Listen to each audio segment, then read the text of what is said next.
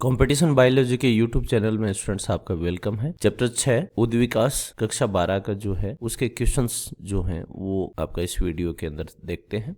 तो सबसे पहला जो क्वेश्चन है वो जीवन की उत्पत्ति को क्या कहते हैं। तो जीवन की जो उत्पत्ति है उसको बेसिकली एबायोजेनेसिस जीवात जीवोत्पत्ति कहा गया है। जीवन उत्पत्ति का आधुनिक सिद्धांत कौन सा है? तो रासायनिक सिद्धांत। जीवन की उत्पत्ति शुभ सिद्धांत में स्थान आपका कहाँ पे दिया गया है? तो कि जीवन की उत्पत्ति कहाँ पर हुई है? महासागरों के अंदर। ओपेरिन ने किस सिद्धांत का प्रस्ताव दिया? तो रासायनिक सिद्धांत का प्रस्ताव दिया। हेल्डन ने किस पर कार्य किया? हेल्डन ने कार्बनिक विकास के सिद्धांत पर कार्य किया। सर्वप्रथम जीवन किस वातावरण में उत्पन्न हुआ? तो जीवन अपचायक वातावरण में उत्पन्न हुआ। मिलर एवं यूरिया का जो प्रयोग का परिणाम क्या था? तो विभिन्न कार्बनिक यौगिकों जैसे अमीनो अम्लों का निर्माण। जीवों की उत्पत्ति समुद्र में बनी किस सूप में हुई? तो प्राइमोर्डियल सूप में हुई। प्रथम पृथ्वी के वायुमंडल का स्वरूप क्या था? अपचायक था। प्रथम कोशिकाएं किस प्रकार की थी? तो प्रोकैरियोटिक कोशिकाएं थी।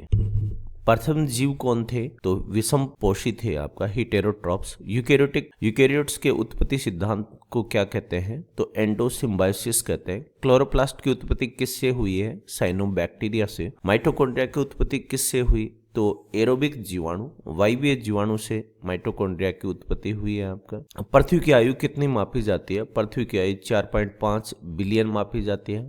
प्रथम जीवन की आयु क्या है? 3.5 बिलियन। जैव विकास का अध्ययन क्या कहलाता है? उद्विकास कहलाता है। फॉसिल शब्द का अर्थ खोद कर निकालना डग आउट है। जीवाश्म विज्ञान को क्या कहते हैं? पैलियोंटोलॉजी कहते हैं। पृथ्वी का सबसे पुराना भू वैज्ञानिक युग कौन था? तो प्रोकैम्ब्रियन युग था आपका। प्री कैम्ब्रियन युग आपका सबसे पुराना माना जाता है स्टूडेंट्स। प्राकृतिक वर्ण का सिद्धांत किसने दिया? डार्विन ने। अर्जित लक्षणों का सिद्धांत किसने दिया? लेमार्क ने। जिराफ की गर्दन लंबी होने का उदाहरण किसका है? लेमार्कवार्ड का। सर्वाइवल ऑफ द फिटेस्ट किसका सिद्धांत है? डार्विन का है।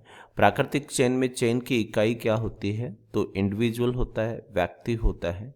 उत्परिवर्तन से विकास का सिद्धांत क्या कहलाता है? उत्परिवर्तन सिद्धांत कहलाता है। साल्टेशन शब्द किसने प्रस्तावित किया? साल्टेशन डेवरीज ने प्रस्तावित किया।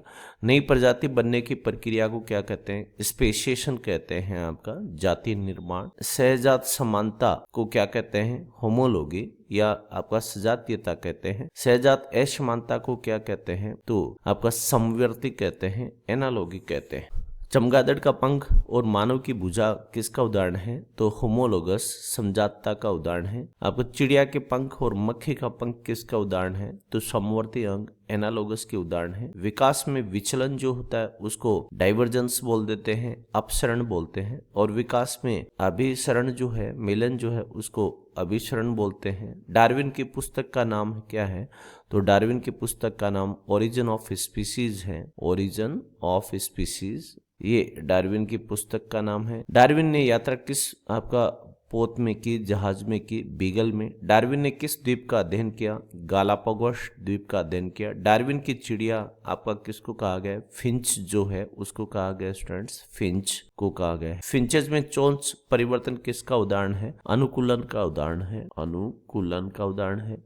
एक साथ कई प्रजातियों का उद्भव क्या कहलाता है? विकिरण कहलाता है, यानी कि विकिरण, रेडिएशन कहलाता है। जनसंख्या आनुवंशिकी का सिद्धांत किसने दिया है? हार्डी विनबर्ग ने जनसंख्या आनुवंशिकी का सिद्धांत दिया। हार्डी विनबर्ग के नियम में पी स्क्वायर किसका प्रतिनिधित्व करता है? पी स्क्वायर होमोजाइगस यानी समयुग्मजी जो है उसकी फ्रीक्वेंसी को निरूपित करता है। 2pq किसका प्रतिनिधित्व करता है? विषम युग्मजी जो है उनकी आपका फ्रीक्वेंसी को निरूपित करता है हेटेरोजाइगस विषम युग्मजी। आपका हार्डी विनबर्ग जो इक्वेशन है उसमें p plus q equals to कितना होता है? तो p plus q equals to 1 होता है, यानी कि ये इक्वेशन के अंदर p plus q equals to 1 है।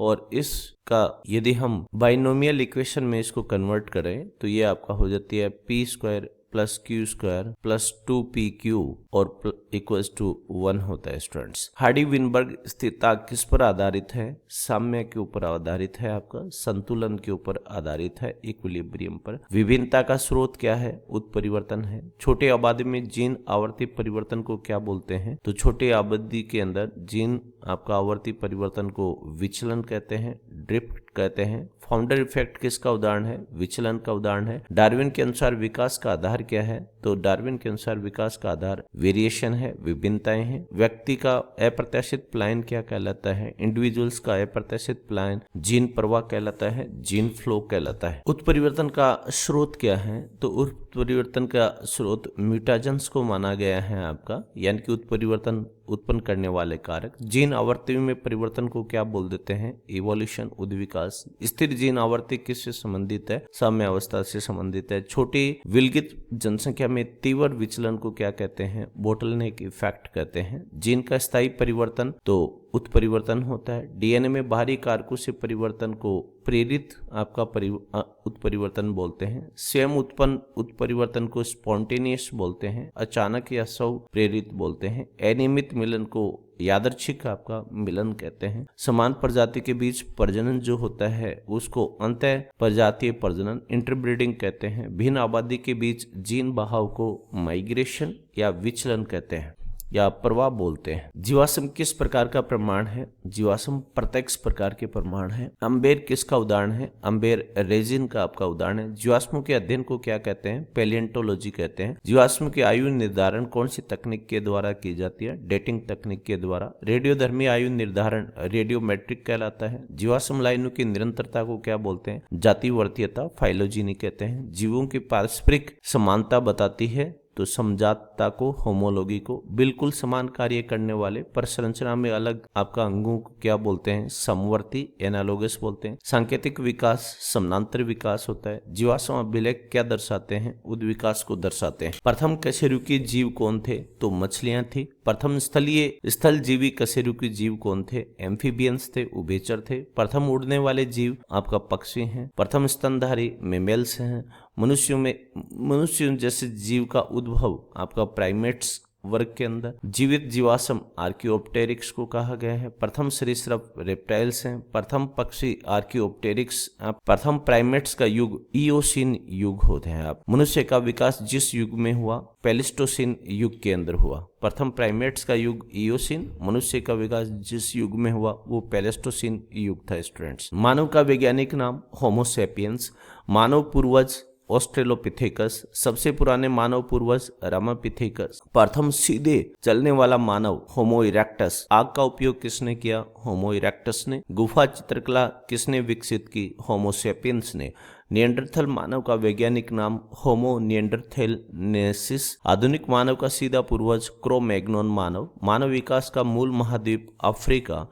मानव विकास में सबसे पहले कौन आया? तो सबसे पहले ड्रायोपिथेकस का उद्भव हुआ। सबसे बुद्धिमान मानव प्रजाति सेपियंस। सबसे बड़ा मस्तिष्क किसका था? क्रो-मैग्नोन का। ऑस्ट्रेलोपिथेकस का आहार सर्वाहारी, ओमनिवोरस। होमो हैबिलिस का प्रथम उपकरण तो पत्थर थे। निएंडरथल मानव का काल हिम युग था, आइस एज था। सबसे पुराना फॉसिल मानव तो ऑस्ट्रेलोपिथेकस का है। मानव विकास का सिद्धांत किसने दिया? डार्विन ने। मानव विकास का अंतिम चरण सेपियंस प्रजाति का निर्माण। मानव जाति का उद्गम स्थल अफ्रीका और आउट ऑफ अफ्रीका उद्भव सिद्धांत किसका है? तो मानव का।